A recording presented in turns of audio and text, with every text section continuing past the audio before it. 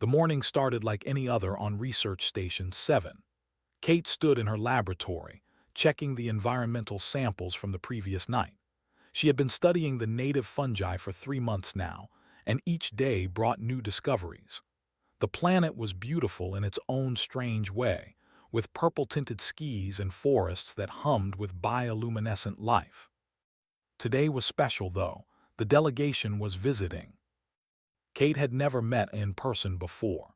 She had seen images and videos during her training, but nothing prepared anyone for meeting them face to face. They were massive creatures, standing nearly 8 feet tall, with muscular frames covered in dark fur that shifted colors based on their mood. Their faces were somewhere between feline and reptilian, with sharp teeth and eyes that seemed to see straight through a person. The humans had been nervous about first contact with the 3 years ago. The galaxy was full of species that looked down on humanity, viewing Earth as a backwater death world that somehow produced creatures too stubborn to know when they were outmatched. But the had been different. They respected strength, and they recognized it in humans even if humans did not always see it in themselves. Kate heard the announcement over the station intercom. Director Helen Ward's voice was calm and professional. The party had arrived at the docking bay. All personnel were reminded to maintain respectful distance and follow proper diplomatic protocols. Kate saved her work and headed toward the central corridor. She was not required to attend the welcome ceremony, but curiosity got the better of her. She wanted to see them. The main hallway was already crowded with staff members trying to get a glimpse. Kate found a spot near the back where she could see without being in the way. Security Chief Palmer stood near the front, his hand resting on his sidearm out of habit. He caught Kate's eye and gave a slight nod. They had worked together long enough to understand each other without words. The docking bay doors opened with a hiss of pressurized air. Ambassador entered first. He was enormous even by standards, his fur a deep crimson that marked him as a high-ranking member of their society. He moved with the grace of a predator, each step deliberate and powerful. Behind him came 2 other adult, slightly smaller but no less impressive. And between them, holding onto its mother's hand, was a cub. The crowd seemed to hold its breath collectively. Cubs were rarely seen by outsiders. Their culture was protective, almost secretive about their young. This cub was small compared to the adults, perhaps 4 feet tall, with soft gray fur that had not yet developed adult coloration. Its eyes were wide with curiosity as it looked around at all the humans. Director Ward stepped forward with a smile. She had prepared for this meeting for weeks, studying customs and language. She bowed slightly, keeping her eyes level as was their custom. Ambassador, welcome to 7. We are honored by your presence. The ambassador's voice was deep and resonant, with a purring quality that seemed to vibrate through the air. Director Ward, your station's reputation reaches far. We come to learn and to share knowledge. The pleasantries continued as planned. Kate watched the cub more than the adults. It was clearly bored with the formal ceremony, shifting from foot to foot and looking at everything with innocent interest. When its mother gently squeezed its hand, the cub settled down but its eyes kept wandering. The tour began with the main research areas. Director Ward explained their work studying the planet's ecosystem, the potential for agricultural development, and the medical applications they had discovered in native plant life. Ambassador listened with genuine interest, asking questions that showed he understood the science behind their work. Kate returned to her laboratory as the tour moved through other sections of the station. She had samples to process and reports to file. The excitement of the visit was nice, but work still needed to be done. An hour passed quietly. Kate was deep in analysis when she heard shouting in the corridor. She looked up, startled. The station was usually peaceful. Loud voices meant something was wrong. Kate moved to her door and looked out. People were running, not in panic but with urgent purpose. Palmer rushed past, speaking quickly into his communicator. All units to Lab 7. We have a situation. Non-lethal protocols only. Lab 7 was 3 corridors away. Kate's heart began to race. That was where they kept the experimental neural equipment, the sensitive devices that could map brain patterns across different species. It was strictly off-limits during the diplomatic visit. She should have stayed in her lab. Protocol said non-essential personnel should shelter in place during security incidents, but Kate's curiosity and concern overrode caution. She followed at a safe distance, staying out of the way of the security teams. The scene at Lab 7 was chaos. The door had been torn halfway off its frame. Inside, equipment lay scattered and smashed, and in the center of the destruction stood the cub, but it was not the curious, innocent creature from the ceremony. Its eyes were wild, unfocused. Its fur stood on end, crackling with some kind of energy, and it was making sounds that Kate had never heard before, somewhere between a roar and a scream of pain. The cub lashed out at a table, sending it flying across the room with strength that should have been impossible for something its size. Security personnel kept their distance, weapons drawn but not firing. The adult arrived moments later. The mother let out a cry of anguish when she saw her cub. She tried to approach, speaking in their native language but attacked blindly. She barely dodged the wild strike. Ambassador's face showed emotions Kate could not fully read, but the pain was universal. He spoke to Director Ward in a low, urgent tone. The cub has entered blood rage. This should not be possible at such a young age. Something has triggered the deepest predator instincts. Once it begins, it cannot be stopped. Director Ward's face went pale. What are you saying? In our history, a cub in blood rage will destroy everything until its heart gives out or until it is killed. There is no other way. It is a mercy to end it quickly. Kate felt her stomach drop. She looked at the cub thrashing in the lab. Its movements were not just violent but desperate. Every few seconds it would stop and shake its head as if trying to clear something away. Then the rage would take over again and it would attack anything near it. Spoke quietly to Director Ward. We need to evacuate this section and seal it. We can flood it with sedative gas, but given what the ambassador said about their physiology, I don't know if it will work. Kate pushed forward through the crowd. Wait. Turned to her surprised. Kate, you need to get back to a safe distance. Look at it, Kate said, pointing at the cub. Really look, that's not pure aggression. Something's wrong with it. Something's hurting it. One of the security officers spoke up. Ma'am, it destroyed half the lab and nearly killed its own mother. I think aggression is exactly what we're seeing. But Kate shook her head. She had spent years studying animal behavior, both Earth-based and alien. She recognized the signs, the way the cub would pause and seem confused, the way it attacked randomly rather than focusing on threats, the trembling between outbursts. It's in pain, Kate said firmly. Whatever happened in that lab, it did something to the cub's nervous system. This isn't blood rage. This is a wounded animal that doesn't understand what's happening to it. Ambassador looked at her with something like hope, but it faded quickly. You do not understand our biology. Once the rage begins, there is no reaching them. It is our way. Kate met his eyes. Then maybe your way is wrong. The words hung in the air. Director Ward looked between Kate and the ambassador, understanding that they had reached a critical moment. Whatever decision they made in the next few minutes would determine not just the cub's fate, but possibly the entire relationship between their species. Inside Lab 7, a roared again and smashed another piece of equipment. The sound echoed through the station like a countdown to something terrible. The silence after Kate's words lasted only a moment. Then everyone started talking at once. Pulled Kate aside, his voice low and urgent. You can't just tell an ambassador that his entire culture is wrong. We have diplomatic protocols for a reason. Kate knew he was right about the protocols, but she also knew what she was seeing. Look at the pattern. The cub destroys something, then stops and seems confused. Then it happens again. That's not hunting behavior or combat instinct. That's someone in pain lashing out because they don't understand what's hurting them.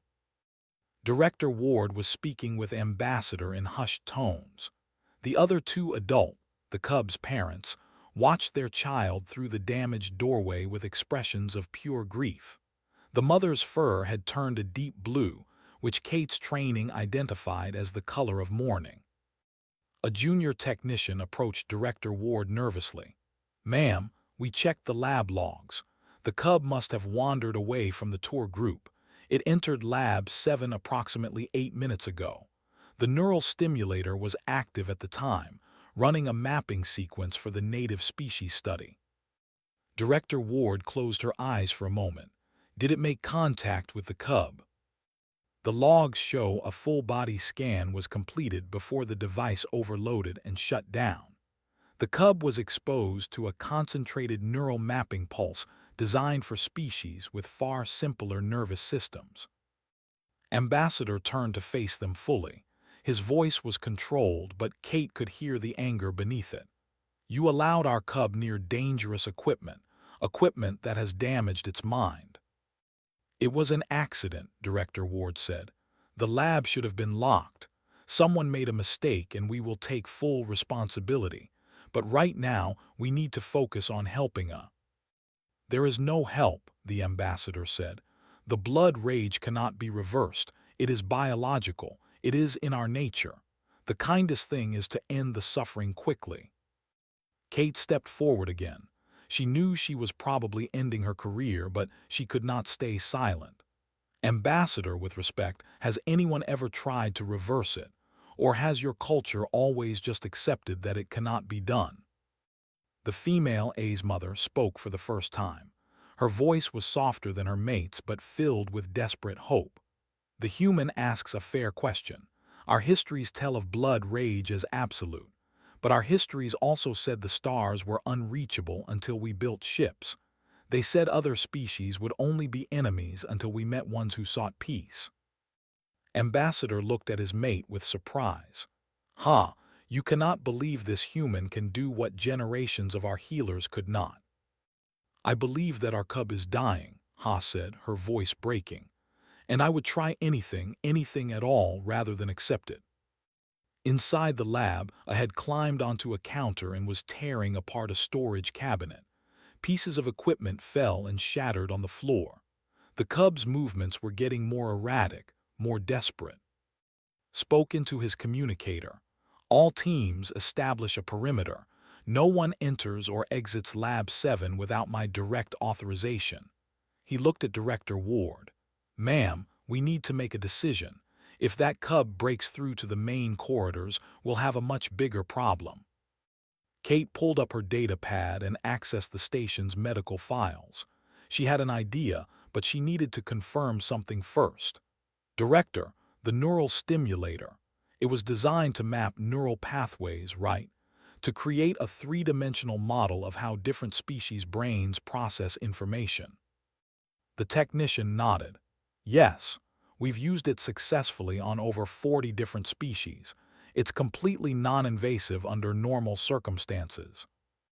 But they have much more complex neural structures than the species you've tested," Kate said, her fingers moving rapidly across her pad.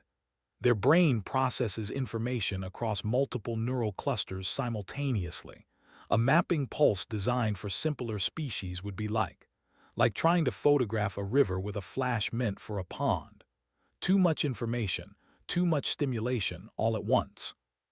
She found what she was looking for in the medical database: neural physiology. The diagrams were complex, but Kate's training in xenobiology helped her understand the basics. The brain was not just more complex than human brains but organized differently. What humans process sequentially, the processed in parallel across dozens of neural centers. The device overloaded every pain and fear receptor simultaneously, Kate said. A's brain is trying to process overwhelming sensory information all at once. The violence is not intentional. It's imagine if every nerve in your body was screaming at the same time.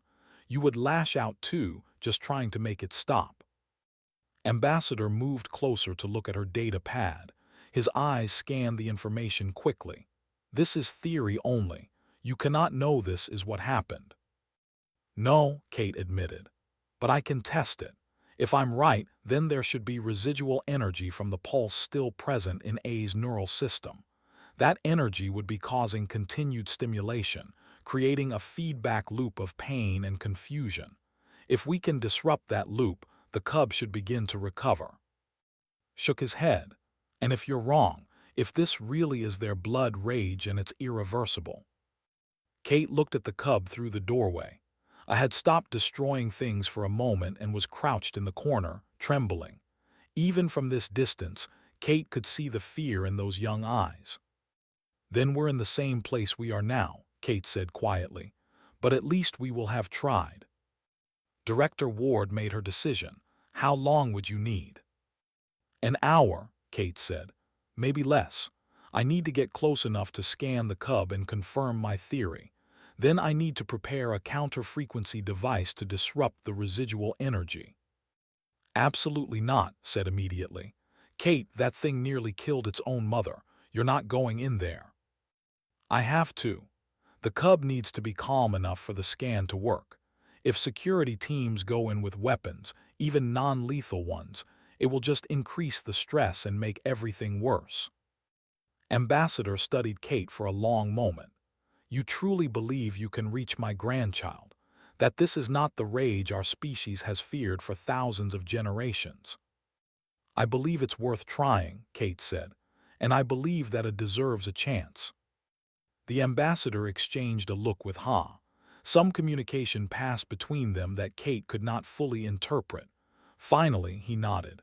1 hour, but if the cub breaks containment or if you are unable to make progress, we must end this. For the cub's sake and for the safety of everyone on the station. Director Ward agreed to the terms. Looked like he wanted to argue further but recognized that the decision was made. Fine, but I'm monitoring every second. The moment things go wrong, I'm pulling you out. Kate nodded. She was already thinking through what she would need. A portable scanner capable of reading neural patterns. A frequency generator that could be modified to disrupt the residual energy, and most importantly, information about body language and social cues. She spent the next 40 minutes preparing. The scanner was easy, standard equipment for research. The frequency generator took more work. She had to modify one of the communication devices to produce the specific wavelength patterns she needed. The hardest part was studying behavior. Kate accessed every file the station had on culture, body language, and social structure. She learned that cubs responded to specific postures and sounds from their elders.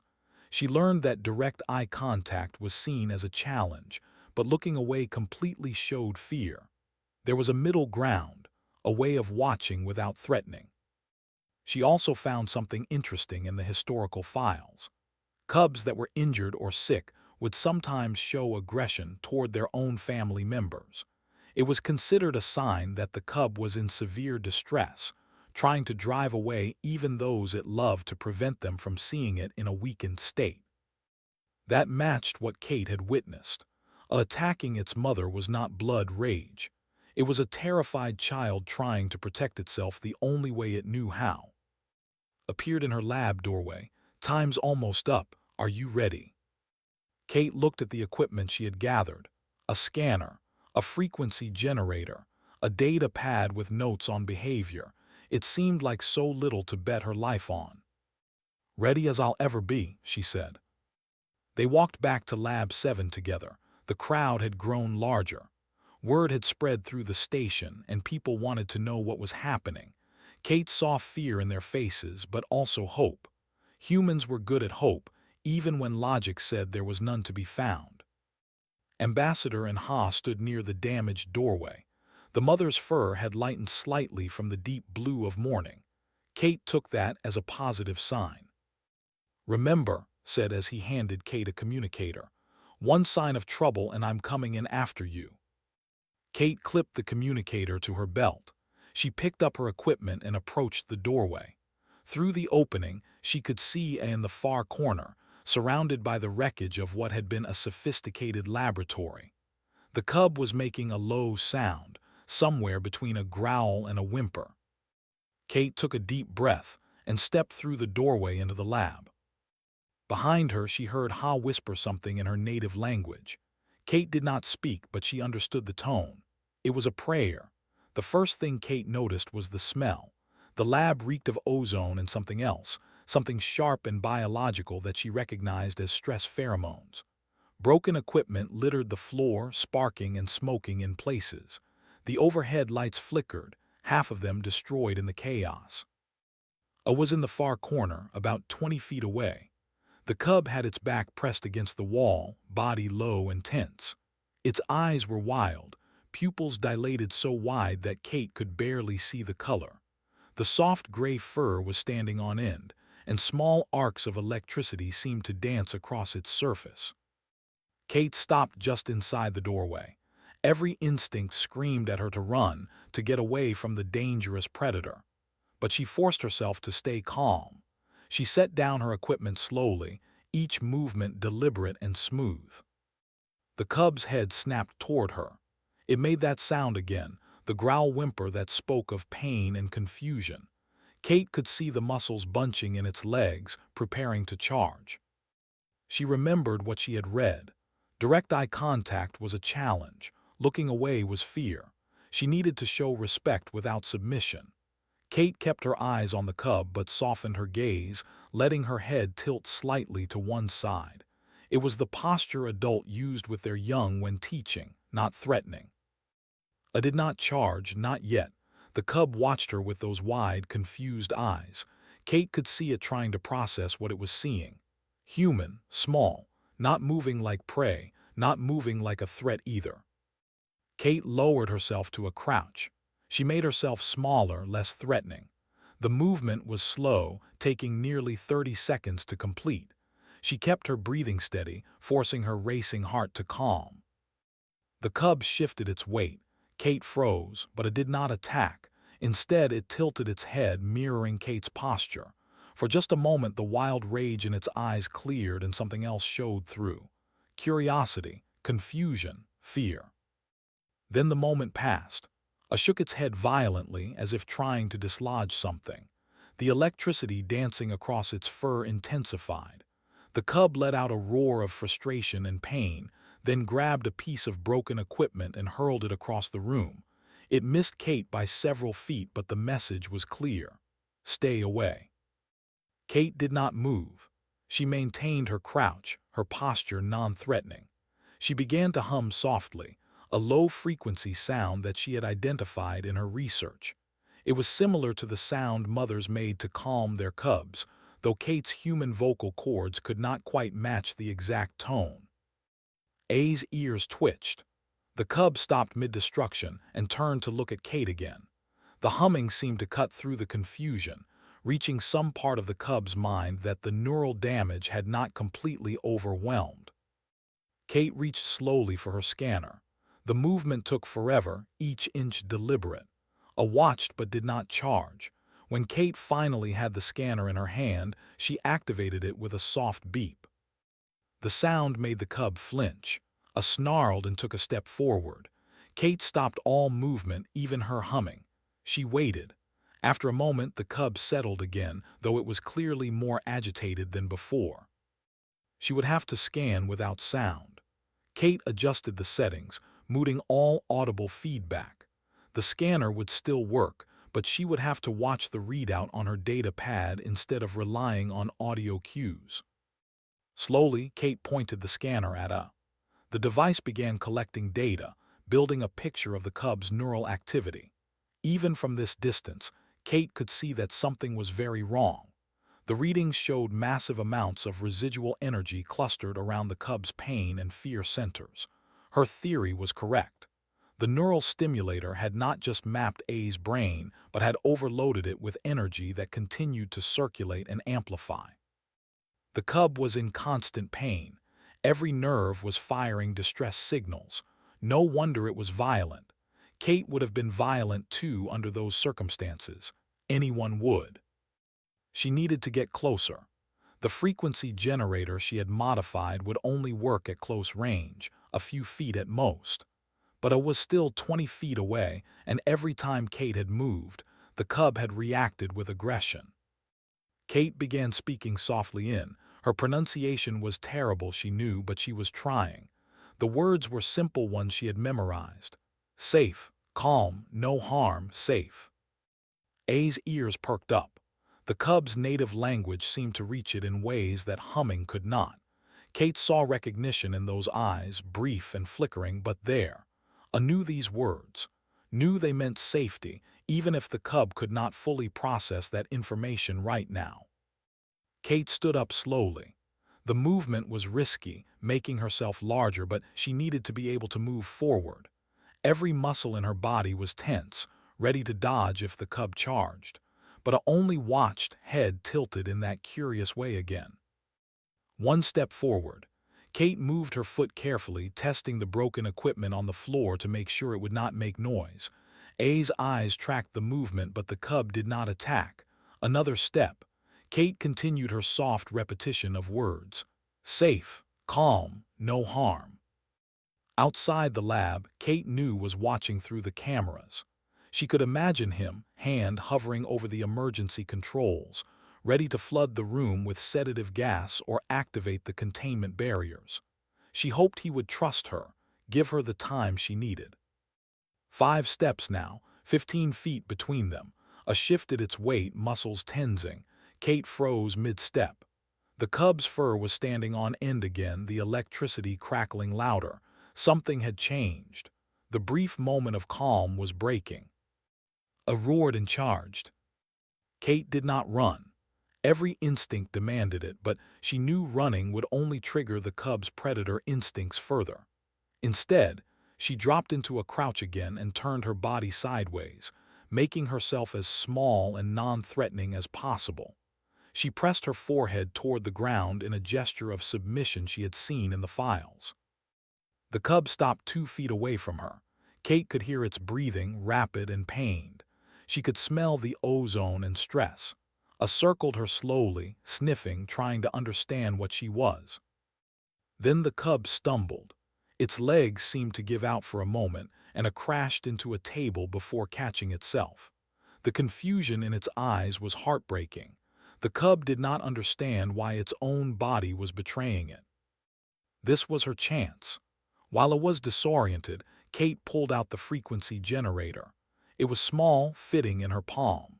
She activated it, and the device began emitting a counterwave designed to disrupt the residual neural energy. The effect was immediate.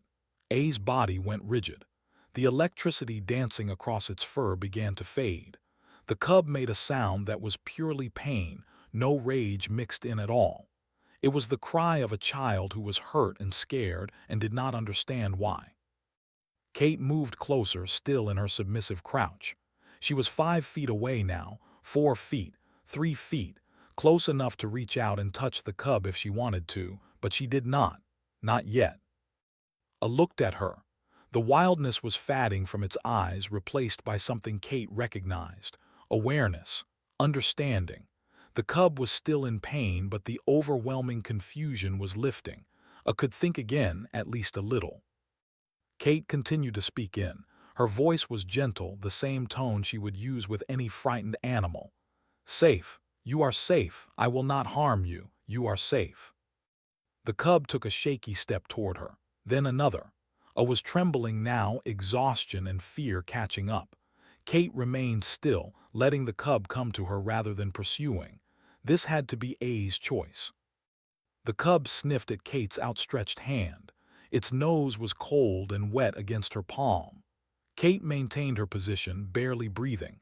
A's eyes met hers, and Kate saw a question there. Can I trust you? Yes, Kate whispered. You can trust me, I promise. A's legs gave out completely. The cub collapsed against Kate, its weight nearly knocking her over. Kate wrapped her arms around the trembling body, holding the cub close. She could feel A's rapid heartbeat against her chest.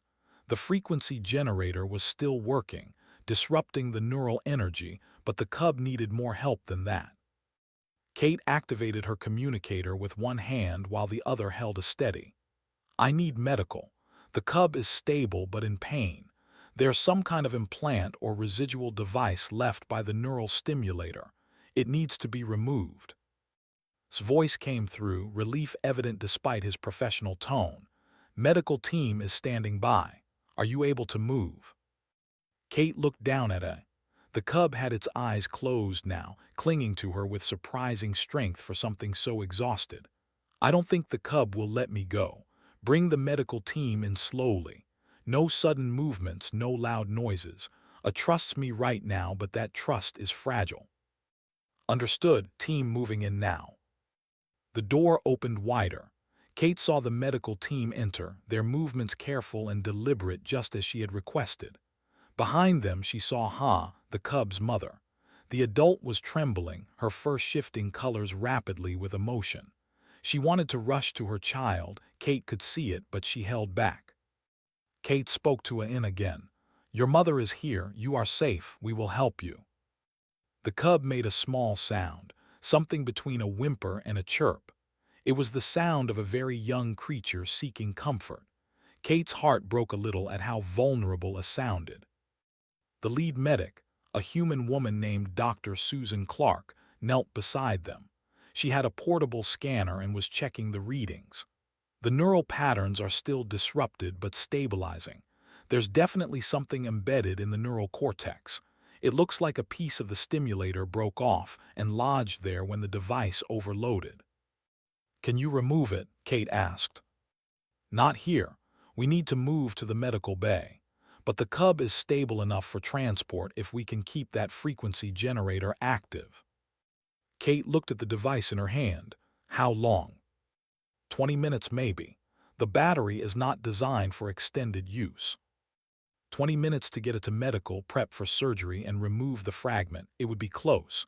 Kate nodded. Then we move now. Moving was harder than Kate expected. The cub refused to let go of her, clinging with a strength that left bruises on Kate's arms. Every time someone else tried to help, would growl softly, not the terrible rage from before but a clear warning. Stay back. Only Kate was safe. They made an awkward procession through the corridors. Kate walked slowly with the cub pressed against her side, one arm supporting A's weight while the other held the frequency generator. Dr. Clark walked alongside them, monitoring the readings on her portable scanner. The rest of the medical team followed at a respectful distance, carrying equipment. Behind them came Ha and Ambassador. Kate could hear the mother's soft distress sounds, the equivalent of worried murmurs. Several times Ha tried to move closer, reaching out toward her child, but would tense and Kate would gently shake her head. Not yet. The cub was too fragile right now, too confused about who was safe. Had cleared the corridors ahead of them. They passed only a few station personnel, all of whom pressed themselves against the walls to give the group space.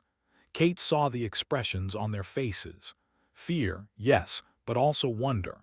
They were witnessing something that should have been impossible, a human calming and blood rage. Except it was not blood rage. Kate was certain of that now. She had felt A's body against hers, felt the tremors of pain and fear. This was not some mystical biological state. This was a child who had been hurt and needed help. The fact that culture had never realized this spoke to how deeply their beliefs about blood rage were ingrained. They reached the medical bay in 15 minutes. Kate's arms were aching from supporting A's weight. The cub was heavier than it looked, dense muscle and bone even at this young age. But Kate did not complain. She could feel how much it trusted her, how that trust was the only thing keeping the cub calm right now. The medical bay was prepared. Dr. Clark had called ahead and the surgery suite was ready. But there was a problem. The equipment was designed for human patients or for the smaller alien species they typically encountered. It was too large for the standard surgical table. We'll have to use the floor, Dr. Clark said after a moment of assessment. It's not ideal, but we can make it work. Kate, can you get the cub to lie down? Kate spoke softly to Ain. The cub's understanding of the language was limited by its young age, but it seemed to grasp the basic meaning. Slowly, carefully, Kate helped to settle onto the padded mats the medical team had spread out. She sat beside the cub, one hand resting on A's shoulder. Dr. Clark knelt on the other side. We need to sedate the cub for the procedure. I've prepared a sedative based on physiology data, but given how their neural chemistry has been disrupted, I can't guarantee the dosage is perfect. Ambassador stepped forward. He had been silent since they left Lab 7, but now he spoke with the authority of his position. I can help with that. Our medical knowledge of our own species exceeds what you have in your databases. Let me see the compound you prepared. Dr. Clark handed him the data pad without hesitation. The ambassador studied it for several moments, his clawed fingers moving across the screen with surprising delicacy. The base is correct, but the concentration is too high. At this dosage, you would stop the cub's heart. Reduce it by 40% and add this neural stabilizer. He sent the modified formula to Dr. Clark's pad. She reviewed it quickly, then nodded. That makes sense. Give me 5 minutes to prepare the adjusted compound. While they waited, Kate continued to speak softly to A. She had discovered that certain words seemed to calm the cub more than others. Safe and mother and home. Simple concepts that reached through the confusion and pain. Ha approached slowly, her body language submissive in a way Kate had never seen from an adult. The mother knelt several feet away, not wanting to intrude but desperate to be near her child. She spoke in, her voice thick with emotion. Ambassador translated quietly for Kate. She asks if she may sit with you and the cub. She promises to do nothing that would upset A's current calm. Of course, Kate said. She gestured for Ha to come closer. The mother moved carefully until she was beside Kate. She reached out with one large hand and gently touched A's fur. The cub stirred but did not growl. After a moment, A made a soft chirping sound and pressed closer to both Kate and Ha. Kate saw tears in the mother's eyes, could cry apparently. She had not known that. Dr. Clark returned with the sedative. This should work now. Kate, I need you to keep the cub calm while I administer the injection. It will take about 30 seconds to take effect. Kate nodded. She leaned close to A and continued her soft speaking. The cub's eyes were half closed now, exhausted from the ordeal. When Dr. Clark pressed the injector against A's neck, the cub barely flinched. 10 seconds, 20. Kate felt the tension drain from A's body as the sedative took hold. The cub's breathing deepened, becoming slow and regular. Ha made a sound that was half relief, half grief. Sedation complete, Dr. Clark confirmed. Let's move fast. We have maybe 20 minutes before the residual neural energy builds up again. The medical team moved into action with practiced efficiency. Kate had to step back, letting the professionals work. She found herself standing beside Ambassador, both of them watching as Dr. Clark began the delicate procedure of removing the neural fragment. The ambassador spoke quietly, his voice thoughtful. You proved me wrong, Kate. I said blood rage could not be reversed. I said no outsider could reach a cub in that state. I was incorrect. You were working with the information you had, Kate said. Your culture has believed this for generations. It would be strange if you immediately accepted a different explanation. But you accepted it, he said. You saw my grandchild for mere moments and understood what thousands of years of wisdom did not. How? Kate thought about that. Because I did not have the cultural belief to limit my thinking. I just saw a child in pain who needed help. Sometimes being an outsider gives you a different perspective. Ambassador was silent for a moment. We are taught that blood rage is a sacred state, that a cub who enters it has been touched by the old violence of our ancestors before we became civilized.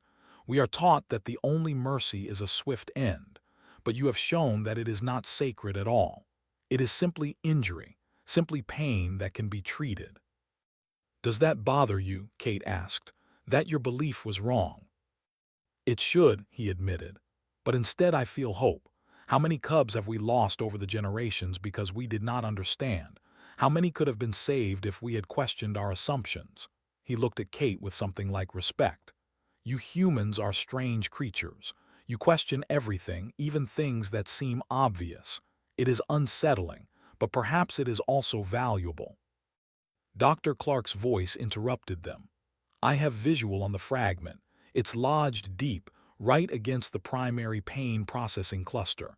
No wonder the cub was in such distress. Beginning extraction now. Kate held her breath. The next few minutes were critical. If Dr. Clark damaged the surrounding neural tissue, it could have permanent problems. But if she left any part of the fragment behind, the pain would continue. The room was silent except for the soft beeping of medical equipment and Dr. Clark's quiet instructions to her assistants. Kate watched Ha, who was clutching Ambassador's hand with desperate strength. The father and mother stood together, united in their fear and hope. Fragment is free, Dr. Clark said finally. Extracting now. She used specialized tools to carefully pull the broken piece of neural stimulator from A's brain. It was tiny, barely visible, but the damage it had caused was immense. Dr. Clark placed it in a containment field for later study. Neural readings are stabilizing, one of the medical assistants reported. Pain center activity is decreasing to normal levels. Residual energy is dissipating, another added. The feedback loop is breaking down. Dr. Clark sealed the surgical site with a neural regeneration compound. The wound will heal completely within a few days. There may be some residual discomfort, but nothing like what the cub was experiencing. Kate felt her legs go weak with relief. She had to grab a nearby counter to keep from falling. Appeared at her side, steadying her with a hand on her elbow. You did good, he said quietly. Real good. Kate just nodded. She was too tired to speak. The adrenaline that had kept her going was wearing off, leaving her shaky and exhausted. I began to stir as the sedative wore off. The cub's eyes opened slowly, blinking in confusion. For a moment Kate tensed, worried that the rage might return. But when I looked around, there was only normal awareness in those eyes. The wild pain was gone. Ha rushed forward, unable to restrain herself any longer. She gathered her cub into her arms, making soft crooning sounds in.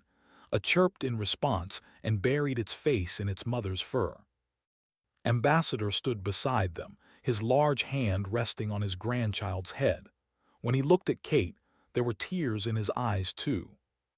You have given us back our family, he said. There are no words in either of our languages that can express proper gratitude for such a gift. Kate smiled tiredly. I'm just glad it is okay, that's all that matters. But even as she said it, Kate knew that was not quite true. Something bigger had happened here. A bridge had been built between two species, founded not on treaties or trade agreements but on compassion and the willingness to question assumptions. They had learned that their ancient belief about blood rage was wrong. Humans had learned that sometimes the bravest thing was not to fight but to reach out with understanding. Director Ward entered the medical bay, having waited outside during the procedure. She looked at the scene before her. The family reunited, Kate exhausted but triumphant, the medical team pleased with their work. A smile crossed her face. I think, she said, that this will be remembered as a rather significant day in human relations. Ambassador laughed, a deep rumbling sound. Director Ward, I believe that is what humans call an understatement. The next 3 days passed in a blur. Kate spent most of her time in the medical bay, monitoring A's recovery. The cub healed quickly, as physiology was designed for rapid regeneration. Within 48 hours, A was walking around, playing with simple toys the staff had provided, and generally acting like a normal, curious child. The change in A's personality was remarkable. The cub that had destroyed Lab 7 in a rage of pain now approached everything with gentle curiosity. A would sit for hours watching Kate work, asking questions in broken that Kate struggled to understand. But they managed, finding ways to communicate through gestures and simple words. I had bonded with Kate in a way that surprised everyone, including Kate herself. The cub would not sleep unless Kate was nearby. Ha accepted this with grace, understanding that it associated Kate with safety and comfort during the most terrifying experience of its young life. On the third day, Ambassador called a formal meeting. The station's conference room was full. Director Ward sat at one end of the table with her senior staff. The ambassador sat at the other with his delegation. Kate was asked to attend, though she would have preferred to avoid the political discussions. Ambassador stood, his imposing figure commanding attention. We have spent 3 days reviewing what happened. We have studied the medical reports, analyzed the neural data, and discussed the implications with the High Council. What occurred here was not just the saving of one cub's life. It was a fundamental challenge to our cultural understanding. He paused, letting his words settle. For thousands of years, we have believed that blood rage is a sacred and irreversible state. We have ended the lives of cubs, children who we loved, because we thought there was no other choice. But Kate has proven that belief false. Blood rage, as we understand it, does not exist. What we called sacred was simply untreated medical trauma. The room was silent. Everyone understood the weight of what he was saying. The High Council has authorized me to propose a joint research initiative, the ambassador continued. We wish to work with human medical experts to understand this condition fully. We want to develop treatments, protocols, and training so that no family ever has to face this helpless choice again. Director Ward nodded slowly. The Confederation would be honored to participate in such research. Kate, would you be willing to lead the human side of this initiative? Kate blinked in surprise. She had not expected that. I'm not a neurologist. There are people much more qualified than me. Perhaps, Ambassador said, but none of them did what you did. You saw past our cultural assumptions. You trusted your own observations over centuries of our tradition. That perspective is exactly what this research needs. Kate looked around the table. She saw encouragement in her colleagues' faces, hope in the delegation. She thought about playing in the medical bay right now, alive because Kate had been willing to question what everyone assumed was true. Okay, she said, I'll do it. The relief in the room was visible. Director Ward smiled and began discussing logistics. The research would be based here on 7 initially, with teams from both Earth and the contributing. They would study the historical records of blood rage incidents, looking for patterns. They would develop new medical scanning techniques to identify neural damage early. Most importantly, they would train responders in both species to recognize the signs and provide appropriate treatment. After the formal meeting ended, approached Kate in the corridor outside. So you're famous now, the human who calmed the unstoppable beast. There are already news reports spreading through the Confederation. Kate groaned. I don't want to be famous, I just want to do my work. Too late for that, said with a grin. But seriously, you did something incredible. You saved that kid's life and probably prevented a major diplomatic incident. If I had died, if we had been forced to kill the cub, that might have ended our alliance. You kept that from happening. Kate had not thought about it that way. She had been so focused on it as an individual that she had not considered the larger political implications. I just didn't want a child to die for something that wasn't its fault. And that's exactly why you were the right person for this, said. You saw it as a person, not as an alien or a diplomatic problem. Sometimes the simplest approach is the right one. That evening, Kate returned to the medical bay. I was supposed to be sleeping, but the cub was awake, playing with a puzzle toy that one of the engineers had made. When I saw Kate, the cub chirped happily and rushed over. Kate had learned to brace herself for these greetings.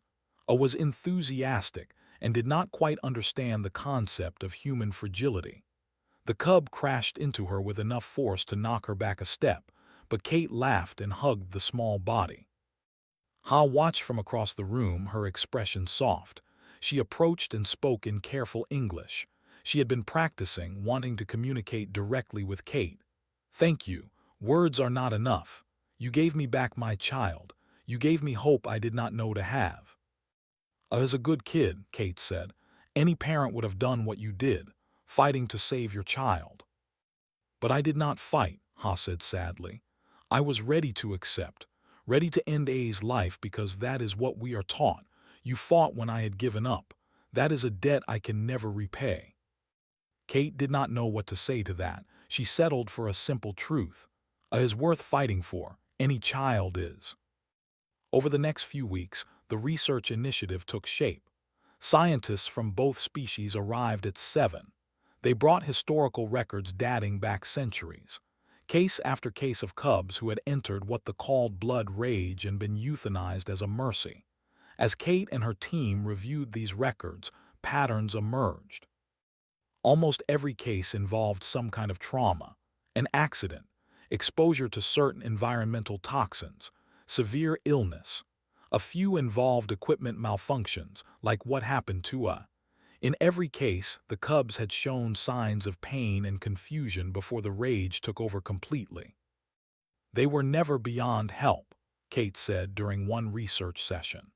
"Every single one of these cubs could probably have been saved if someone had treated them for neural trauma instead of assuming they were experiencing some mystical state."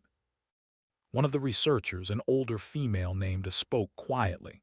"I lost a daughter to blood rage 30 years ago. She was playing near a power station and was exposed to an electromagnetic surge. Within an hour she was violent, attacking everyone. We followed protocol. I held her while the medics administered the mercy drug." She paused, her voice thick. "This research is telling me that my daughter died for nothing, that she could have been saved." The pain in the room was heavy. Several other researchers had similar stories. The weight of generations of unnecessary deaths hung over their work. Kate walked over to A and placed a gentle hand on her arm. "Your daughter died because everyone, including you, did the best they could with the information they had. You followed what your culture taught you was the only option. That's not your fault. But now we have new information. Now we can make sure no other parent has to make that choice." A nodded slowly. "You are wise for one so young. I understand why I trust you." The research progressed rapidly.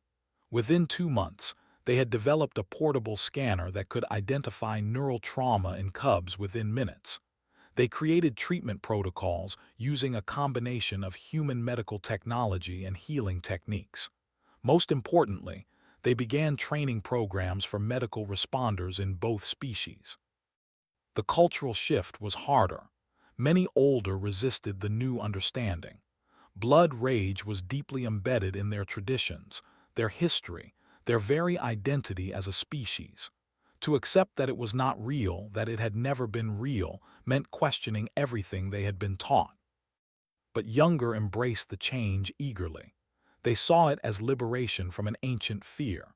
It became something of a symbol for this new generation, the cub who survived the unsurvivable. 6 months after the incident, the High Council made a formal announcement. Blood rage was no longer recognized as a valid medical diagnosis. All cases would be treated as neural trauma and given appropriate medical care. A monument would be erected on the honoring all the cubs lost to the old understanding, ensuring their deaths would never be forgotten even as the species moved forward. Ambassador came to Kate's laboratory on the day of the announcement. She was examining samples, her work continuing even as the political world shifted around her. "The Council wishes to honor you," he said. "They want to give you a title, make you an honorary member of our species. You would be the first human ever granted such recognition." Kate looked up from her microscope. "That's very kind, but I'm not sure I deserve it. I just did what anyone would have done." "That is where you are wrong," the ambassador said gently. "Most people faced with a situation like that would have followed protocol. They would have done the safe thing, the expected thing. You chose the difficult path. You chose to trust your own judgment over the weight of our entire cultural history. That took remarkable courage." I was terrified the whole time, Kate admitted. Courage is not the absence of fear. It is acting despite fear.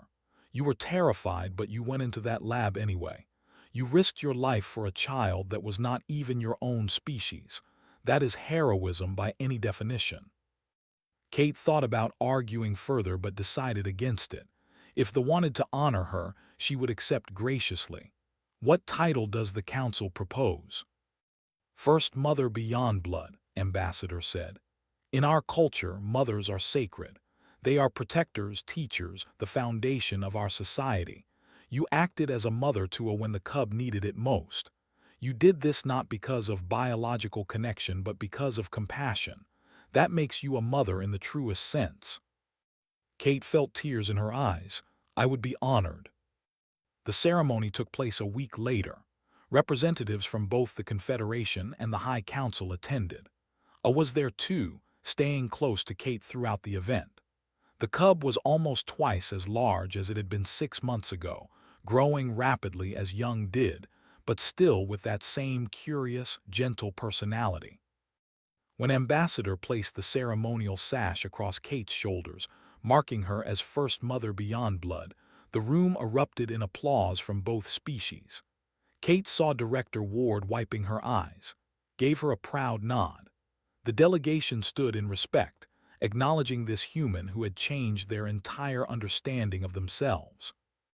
But the moment Kate remembered most was after the ceremony. Approached her shyly, carrying something carefully in both hands. It was a small carving, made from heartwood, depicting Kate and the cub together. I made it, said in careful English. The cub's language skills had improved dramatically. So you remember, so you know I will never forget what you did. Kate took the carving, her hands trembling. I could never forget you either. You taught me something important. You taught me that sometimes the bravest thing we can do is choose compassion over fear, understanding over tradition. You taught me that every life is worth fighting for. I hugged her and Kate hugged back, thinking about the path that had led them here. A chance encounter, a terrible accident, a choice to question what everyone assumed was true. Such small moments, but they had changed everything. The research continued. The training programs expanded. Human cooperation deepened in ways that went far beyond what had existed before. But for Kate, the most important result was much simpler. It was in the way I played freely now, without pain. It was in the way Ha smiled when she watched her child. It was in the knowledge that no other family, human or, would have to face the horror of blood rage. One evening, as Kate was preparing to leave the station for a research trip she stood in her old laboratory. This was where it had all started, where she had heard the shouting and made the choice to investigate. She thought about the person she had been then, and the person she had become. She had learned that expertise was valuable, but compassion was essential. That tradition deserved respect, but should never be immune to questioning. That the most important discoveries were not always found in laboratories, but in the courage to do what was right even when it was terrifying. The door opened and I entered, now nearly as tall as Kate. The cub was almost an adolescent now, growing into the strong, intelligent adult it would become. Are you ready for tomorrow? I asked. The trip to my world. Ready and nervous, Kate admitted. I've never been off 7 since I arrived. You will love it, I said confidently. And everyone wants to meet you, the human who taught us we were wrong, the first mother beyond blood. Kate smiled. I just hope I can live up to that title. You already have, I said simply. You already have. And standing there, looking at this thriving young who should have died but lived because someone chose to question, to care, to try, Kate thought that maybe I was right. Maybe she had earned the title after all. Not through any grand gesture, but through the simple act of seeing a child in pain and refusing to accept that nothing could be done. Sometimes that was all it took to change the world. Sometimes that was enough.